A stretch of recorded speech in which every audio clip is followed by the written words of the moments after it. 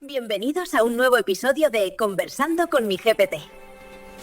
Imaginemos por un momento poder demostrarle a una agencia inmobiliaria que hay fondos suficientes en nuestra cuenta para comprar una casa al contado, y hacerlo sin enseñar jamás una nómina, sin mostrar el contrato de trabajo y sobre todo sin revelar el saldo total que tenemos en el banco. Que, a ver, hasta hace muy poco, ocultar esos datos en una transacción financiera parecía directamente un indicio de estar haciendo algo ilegal. Totalmente, era impensable. Sin embargo, esto es exactamente lo que ya está ocurriendo en el corazón del sistema financiero global hoy en día. Así que un saludo muy cálido y una enorme bienvenida a todas las mentes inquietas que acompañan este análisis a fondo. Hola a todos. Como ya introdujimos en una exploración anterior, la tecnología de pruebas de conocimiento cero, o CKP por sus siglas en inglés, ha pasado de ser un simple experimento teórico a convertirse, de verdad, en la última defensa real de nuestra privacidad en los entornos digitales. Exacto.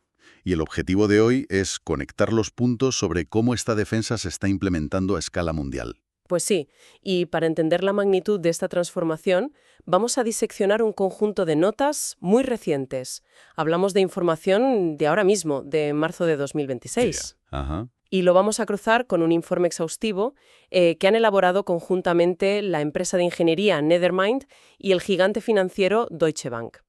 El documento se titula Zero Knowledge Proofs in Blockchain Finance. Un documento clave, desde luego. Sin duda. Y el panorama que dibujan estas fuentes confirma algo brutal. O sea, el sector financiero ha cruzado una línea de no retorno. Este año 2026 marca el punto de inflexión. Sí, donde las instituciones han dejado de hacer simples pruebecitas de concepto aisladas, ¿no? Ahí le has dado. Han empezado a integrar la criptografía de conocimiento cero directamente en las infraestructuras críticas que mueven todo el capital global. Bueno, pues vamos a desgranar esto, porque durante años la premisa aceptada era que la privacidad absoluta y el cumplimiento legal eran fuerzas opuestas, como el agua y el aceite. Claro, o sea, el ecosistema bancario es por definición un entorno hipervigilado por reguladores. Necesitan rastrear cada céntimo. Exacto. Y para encajar la privacidad en este molde tan rígido, creo que conviene refrescar muy brevemente qué hace que un sistema ZKP funcione. Y en lugar de usar viejas analogías de cuevas mágicas y demás, pensemos en el clásico libro de ¿Dónde está Wally? Me encanta esa analogía. Es muy visual. Si alguien quiere demostrar que ha encontrado a Wally en una página gigantesca llena de distracciones, pero se niega a señalar con el dedo para no revelar la ubicación exacta, pues puede usar una estrategia diferente. Coge una cartulina negra inmensa, recorta un agujero minúsculo y coloca esa cartulina sobre el libro, de manera que solo se vea la cara de Wally a través del orificio. Quien mira sabe con total certeza que Wally está en esa página. Pero desconoce completamente en qué parte del mapa se encuentra. Eso es. Es que esa mecánica visual ilustra perfectamente los tres pilares inquebrantables de un sistema ZKP que detalla el informe. Primero, la integridad. O sea, si Wally está ahí, la cartulina negra siempre permitirá mostrarlo. Lógico. Segundo, la solidez. Es matemáticamente imposible recortar la foto de Wally de otro libro y ponerla debajo del agujero para engañar al sistema. Claro, no puedes hacer trampa. Y tercero, el conocimiento cero en sí mismo. La cartulina oculta el 100% del contexto. Y bueno, llevado esto al plano informático e institucional, esto ha provocado un colapso total en la antigua forma de pensar de los bancos. Un cambio de paradigma absoluto. Totalmente. Hasta hace muy poco, las entidades financieras asumían que para utilizar tecnología blockchain tenían que construir, digamos, cadenas privadas desde cero, es decir, crear redes cerradas, amuralladas y, sobre todo, extremadamente costosas de mantener. Todo por el miedo cerval a exponer los datos de sus clientes en un registro público, claro. Exactamente. Pero, claro, construir una infraestructura desde cero es como decidir que, para transportar dinero de forma segura, un banco tiene que expropiar terrenos, colocar vías de tren nuevas, construir estaciones privadas y mantener toda esa red ferroviaria en solitario. Una ruina. Es inviable económicamente. Lo que permite la tecnología ZKP es utilizar las vías públicas del tren que ya existen, como puede ser la infraestructura global de la capa 1 de Ethereum. Pero en lugar de subir los activos financieros en vagones de cristal donde cualquiera puede ver el contenido desde fuera, los bancos están construyendo vagones blindados. Esa es la clave. Estos vagones blindados, que técnicamente son los circuitos de conocimiento cero, o ZK Rollups, pues viajan a toda velocidad sobre las vías públicas. Benefician a los bancos con la seguridad y la descentralización de la red global, pero el interior del vagón es impenetrable desde fuera. Y esa transición hacia redes públicas mediante estas infraestructuras de capa 2 es el núcleo del ahorro de costes que buscan las instituciones. Sin embargo, colocar un vagón blindado en una vía pública introduce un problema operativo masivo. Claro, la regulación. Exacto. Si nadie desde fuera puede ver lo que hay dentro de ese vagón impenetrable, resulta imposible auditar las transferencias con los métodos tradicionales. El gran reto ha sido evitar que actores malintencionados o redes de crimen organizado utilicen esa opacidad perfecta para lavar dinero. Lógicamente, si es opaco, los malos también quieren entrar. Pues sí. Y la solución técnica a este problema se denomina cumplimiento por diseño o compliance by design. O sea, es decir, que en lugar de revisar los libros de contabilidad a posteriori para buscar transacciones ilegales, la propia arquitectura del vagón impide que suba carga ilícita, ¿no? Tal cual. Pero, a ver, ¿cómo se programa la ley dentro de la criptografía? Suena a ciencia ficción. Pues se hace integrando las normativas directamente en el código matemático de lo que llamamos el circuito ZK. Y aquí el informe de Nethermind desglosa 3 mecanismos criptográficos muy específicos. A ver. El primero son las range proofs, o pruebas de rango. Las leyes contra el blanqueo de capitales obligan a bloquear o monitorizar movimientos que superan ciertos umbrales, por ejemplo, los 10.000 euros. El límite clásico. Pues una prueba de rango toma la cantidad que se va a transferir y la somete a una ecuación polinómica compleja. Y ojo, esta ecuación solo se resuelve con éxito si el número oculto se encuentra dentro del rango permitido, digamos entre 0 y 9.999. Vale, entiendo. El resultado final es un simple sí o no que se envía el regulador. La transferencia se ejecuta garantizando el cumplimiento del umbral sin revelar jamás si la cantidad que has movido han sido 50 euros o 9.000. Ya. O sea, ocultar la cantidad soluciona una parte del problema. Pero el importe no es lo único que importa aquí. ¿Qué ocurre si la persona que envía o recibe ese dinero se encuentra en una lista de busca y captura internacional? Claro. Porque, o sea, saber que la transferencia es inferior a 10.000 euros no sirve de absolutamente nada si el destinatario es una organización sancionada. Y ahí es donde el informe aborda ese problema introduciendo el segundo mecanismo, que son las non-membership proofs, o pruebas de no pertenencia. A nivel global existen listas negras mantenidas por organismos como la OFAC estadounidense, que bloquean operaciones vinculadas a, pues individuos, empresas o países sancionados. Lo que hace este circuito ZK es tomar la identidad cifrada del emisor y del receptor y compararla criptográficamente contra el registro cifrado de esa lista negra. Y si no hay coincidencia, ¡pam!, se genera una prueba matemática que certifica que ninguna de las partes está sancionada. ¡Qué pasada! Todo esto ocurre sin exponer públicamente quiénes son realmente los participantes en la transacción. Exactamente. Nadie ve los nombres. Vale. Entonces cubrimos la cantidad con el rango y aseguramos que no son criminales reconocidos con la no pertenencia. Queda un eslabón, supongo. Sí. Certificar que las personas involucradas son clientes verificados y legítimos del sistema bancario. Claro, el famoso KYC. Eso es. Y ese es el tercer componente, las membership proofs, o pruebas de pertenencia. Funcionan de manera inversa al mecanismo anterior. Aquí el sistema verifica que el usuario posee una credencial de identidad válida, el Conoce a tu cliente o KYC, emitida por un banco o una entidad reconocida. Ya veo. Y estas 3 pruebas matemáticas, rango, no pertenencia y pertenencia, se calculan en cuestión de milisegundos, se agrupan y forman el billete de entrada para que la transacción pueda subir a ese vagón blindado. De locos. Pero, planteando un escenario crítico a partir de este diseño, las fuentes mencionan un concepto llamado desanonimización selectiva y se describe una especie de llave de cumplimiento, o compliance key. Sí, un tema espinoso. Porque esto significa que el vagón es opaco para el resto del mundo, ¿vale? Pero la entidad emisora o el regulador pueden usar esa llave para abrir el cifrado y ver los datos si llega una orden judicial. Así es. A ver, desde una perspectiva purista, esto parece destruir la premisa de la privacidad inquebrantable y reinstaura la misma puerta trasera de vigilancia centralizada que supuestamente la tecnología blockchain prometía eliminar. Es que es una de las tensiones filosóficas y técnicas más profundas de todo este ecosistema.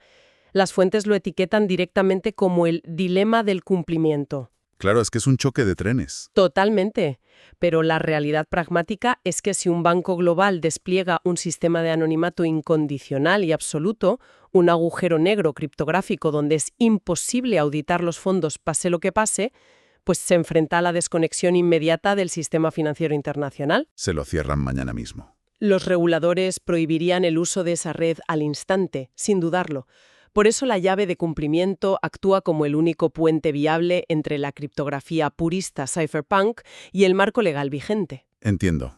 Es un compromiso. Protege los datos por defecto contra la minería corporativa, contra los competidores comerciales y el rastreo público, pero asegura que ante la comisión de un delito grave, el Estado de Derecho sigue teniendo un mecanismo de auditoría técnica. Es un sacrificio del purismo teórico a cambio de una adopción masiva real. Porque si los bancos están reestructurando su fontanería interna con esta tecnología, la onda expansiva llega inevitablemente al usuario final y a su información de identificación personal. Cuando la infraestructura cambia a este nivel, la forma en que el individuo demuestra quién es también tiene que evolucionar por fuerza. Y la evolución directa de esto es la consolidación de la identidad autosoberana, o SSI, y el uso generalizado de credenciales verificables, las VC. El cambio de paradigma aquí reside en la custodia. Donde guardamos los datos, ¿no? Eso es. Los datos personales dejan de estar almacenados en inmensas bases de datos corporativas, que ya sabemos que son súper vulnerables a hackeos, y pasan a residir de forma cifrada en el propio dispositivo del usuario. En tu móvil, básicamente. Y el catalizador que ha acelerado esto de forma definitiva es la regulación IDAS de la Unión Europea. Su plena aplicación en este 2026 proporciona por primera vez el respaldo legal necesario para que una identidad digital basada en criptografía tenga la misma validez que un documento físico ante cualquier tribunal o administración transfronteriza. Es que las fuentes documentan casos de uso que ya están operativos en el mercado y que ilustran perfectamente este impacto. Por ejemplo, el trabajo conjunto entre Google y el enorme grupo financiero alemán Sparkasse, para integrar la verificación de edad directamente en las billeteras digitales. Sí, un caso buenísimo. Y quizá aún más transformador, fíjate, es el proyecto piloto entre Deutsche Bank y Privado ID, que está enfocado en lo que llaman el KYC reutilizable. Es que el concepto de KYC reutilizable ataca uno de los procesos más redundantes e inseguros del sistema actual. Piensa que, tradicionalmente, abrir una cuenta bancaria requiere entregar copias del DNI, nóminas, comprobantes de domicilio, todo a una entidad. Y rezar para que no los pierdan. Exacto.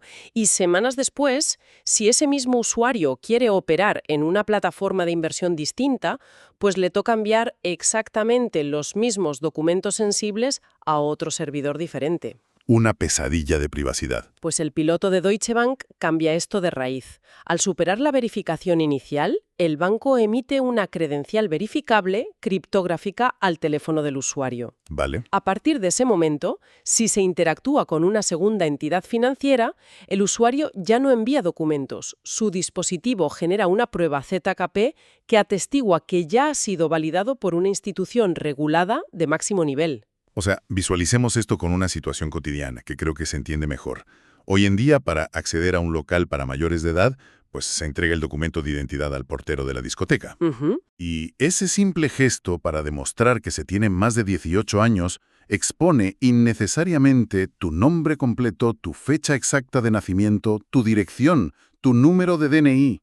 Todo. Es una fuga masiva de datos para responder a una simple pregunta binaria de sí o no. ¿Eres mayor o no lo eres? Tal cual. Con las pruebas ZKP y las credenciales verificables, esta interacción cambia radicalmente. Al acercar el teléfono, el sistema criptográfico genera una prueba matemática y la pantalla del portero simplemente muestra una luz verde. Confirma matemáticamente la mayoría de edad, pero omite por completo cualquier otro dato. Es brutal. El portero no tiene forma física ni técnica de saber cómo se llama la persona ni dónde vive. Se erradica por fin la exposición innecesaria de información. Y esa capacidad de divulgación selectiva es lo que protege al individuo en la base del sistema. Pero ojo, porque el informe de marzo subraya que esta misma lógica está escalando hacia las altas esferas macroeconómicas. ¿Ah, sí? Sí, específicamente hacia los bancos centrales y las plataformas globales de intercambio de activos. Instituciones de este calibre están recurriendo a las ZKP para prevenir colapsos sistémicos y restaurar la confianza, pero sin sacrificar el secreto bancario a gran escala. Interesante. El Banco de Pagos Internacionales, el BIS, que es conocido como el Banco Central de los Bancos Centrales, es un actor principal en este ámbito, ¿verdad? Efectivamente. Y llama bastante la atención que, a diferencia de los bancos comerciales, que se asocian con empresas tecnológicas privadas, el BIS impulsó desde su hub de innovación en Suiza una iniciativa altamente centralizada denominada Project Tourbillon. Así es. El objetivo era diseñar una moneda digital de Banco Central, una CBDC minorista, capaz de emular las propiedades de privacidad del dinero en efectivo físico. Y cuidado, porque emular el efectivo en un entorno digital es un reto técnico monumental. Cuando pagamos un café con monedas físicas, ni el banco, ni el procesador de tarjetas, ni el Estado registran esa transacción comercial específica. Es anónima por naturaleza. Pues el Project Tourbillon intentó replicar esta desconexión mediante dos arquitecturas. La primera, que llamaron eCash 1.0, se diseñó para rastrear los tokens digitales únicamente después de que hubieran sido gastados. Ajá. La ventaja de este modelo es que proporciona un anonimato incondicional para el pagador durante la transacción, logrando una privacidad casi idéntica a la del billete físico. Pero, a ver, intuyo que esperar a que la moneda se gaste para empezar a rastrearla abre la puerta a la falsificación, ¿no? O al famoso doble gasto en milisegundos. Totalmente. Ahí está el peligro. Precisamente por ese riesgo de fraude, el BIS probó un modelo alternativo, el eCash 2.0. Este sistema rastrea la cadena de tokens que no han sido gastados. Vale, al revés. La lógica es que, para evitar que un usuario gaste la misma moneda digital dos veces, la red debe comprobar continuamente qué monedas siguen intactas en las carteras antes de autorizar un pago. Tiene sentido. Este control constante fortalece drásticamente la resistencia contra la falsificación, pero claro, exige un peaje en forma de privacidad, ya que deja más metadatos rastreables en el sistema. Claro, no se puede tener todo. Pero el logro crucial en ambos modelos ZKP es que el Banco Central mantiene una visión perfecta sobre los agregados macroeconómicos, ya sabes, para controlar la inflación o la masa monetaria, pero permanece completamente ciego respecto a la identidad del ciudadano que realiza una compra específica a una hora determinada. Es que esa invisibilidad individual, combinada con transparencia sistémica, es exactamente lo que el sector privado está aplicando a la solvencia corporativa.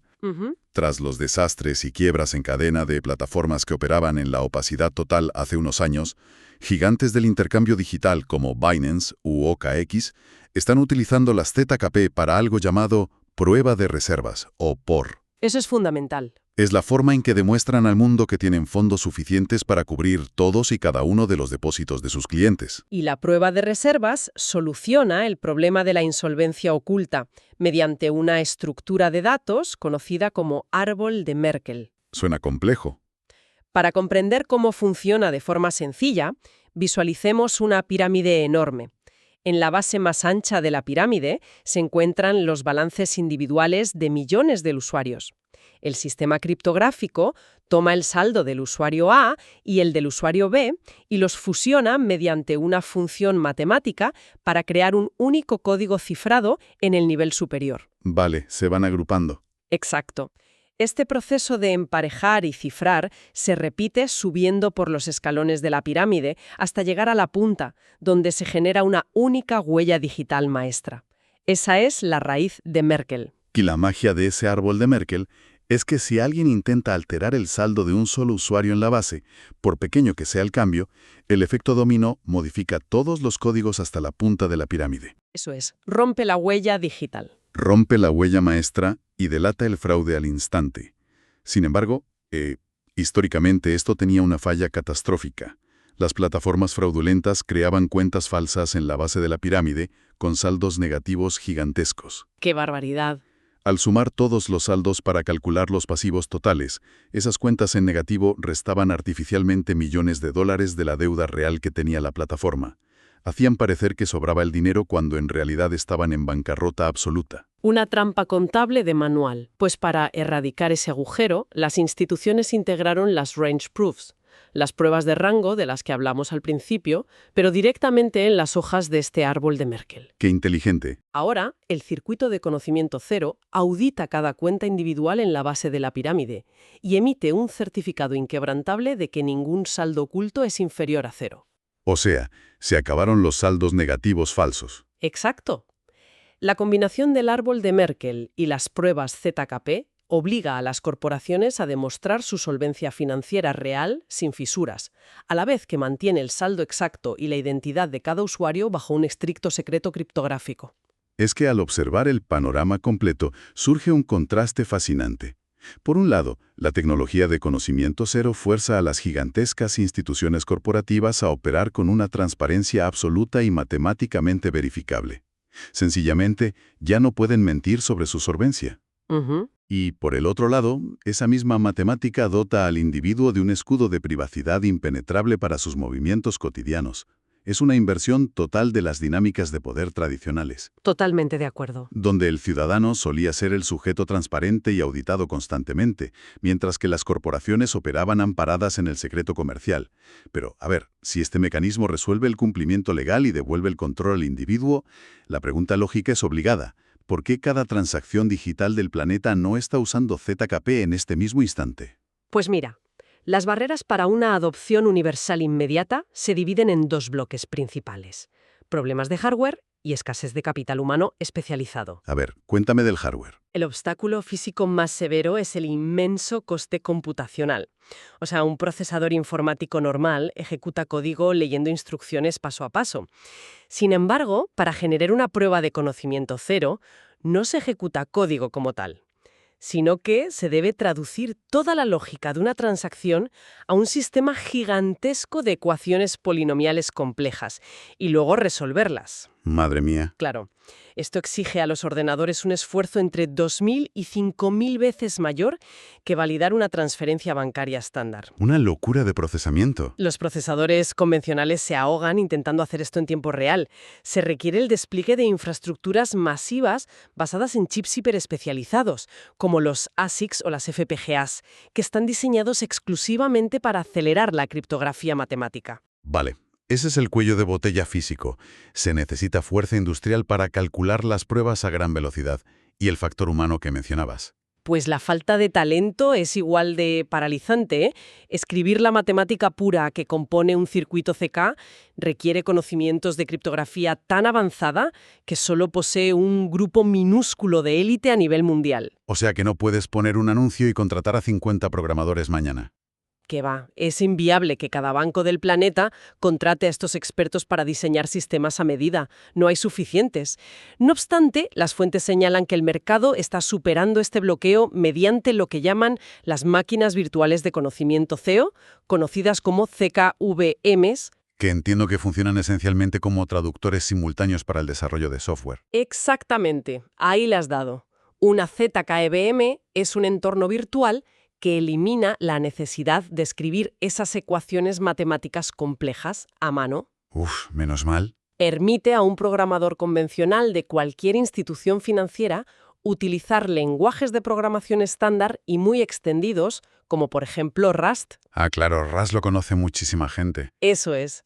El desarrollador escribe las reglas de negocio del banco de forma normal y es la arquitectura interna de la ZKVM la que asume la carga pesada de compilar automáticamente ese código y transformarlo en las exigentes limitaciones polinómicas de una prueba ZKP. ¡Qué maravilla! Esto democratiza la tecnología brutalmente, permitiendo que miles de ingenieros de software puedan construir aplicaciones privadas por diseño sin tener que ser expertos en criptografía abstracta. Y a esto súmale los esfuerzos de estandarización. ¿Quién está detrás de eso? Pues organismos como el NIST, gubernamental, o consorcios como zkproof.org están definiendo los protocolos comunes necesarios para que los diferentes bancos y redes puedan confiar en la matemática de los demás y operar de forma interoperable. Claro, lo que demuestra que el sustrato tecnológico ya está maduro. Las matemáticas funcionan de manera irrefutable, el hardware especializado se está fabricando a gran escala y el software de traducción avanza rápidamente. Así es. Los últimos muros de contención que quedan son la inercia institucional, la burocracia y unas regulaciones concebidas en el siglo pasado que luchan por encajar en las arquitecturas del siglo XXI, y esto nos conduce irremediablemente a una reflexión de fondo que trasciende los datos puramente técnicos. Ujú. Si las matemáticas del conocimiento cero demuestran hoy que es absolutamente viable mantener un cumplimiento estricto de la ley y una seguridad férrea sin tener que conocer la identidad del individuo y sin almacenar sus datos en servidores vulnerables, ¿qué fundamento le queda a la constante recopilación de información personal? Ninguno, la verdad. Es que, durante décadas, corporaciones tecnológicas y ciertas administraciones han argumentado que vigilar y almacenar la actividad de los usuarios era, digamos, un mal necesario para garantizar la seguridad o prevenir el fraude. Pero la tecnología ZKP ha desmontado por completo esa falsa dicotomía. Totalmente. La negativa a implementar una privacidad por diseño cuando ya existen las herramientas para hacerlo revela una realidad muy distinta. La acumulación masiva de datos nunca fue únicamente una cuestión de seguridad ciudadana. Era el modelo de negocio subyacente de toda la economía digital. Y nadie quiere soltar ese monopolio. Claro. Y abandonar un modelo tan inmensamente lucrativo es algo que ninguna gran estructura hará de forma voluntaria, sin una presión tecnológica y social imparable. Ha sido una exploración fascinante. Sin duda. Nos despedimos invitando a todos a continuar apoyando el proyecto, dejándonos un like, un zap, un comentario o divulgando entre mentes inquietas que vamos día a día curioseando en las madrigueras de conejo que nos ofrece esta nueva era, donde la convergencia tecnológica, económica y social van mucho más allá de política, gobiernos e ideologías. Gracias por acompañarnos hasta el final. Suscríbete, déjame y cuéntame y comparte el contenido con tus amigos. ¡Chao!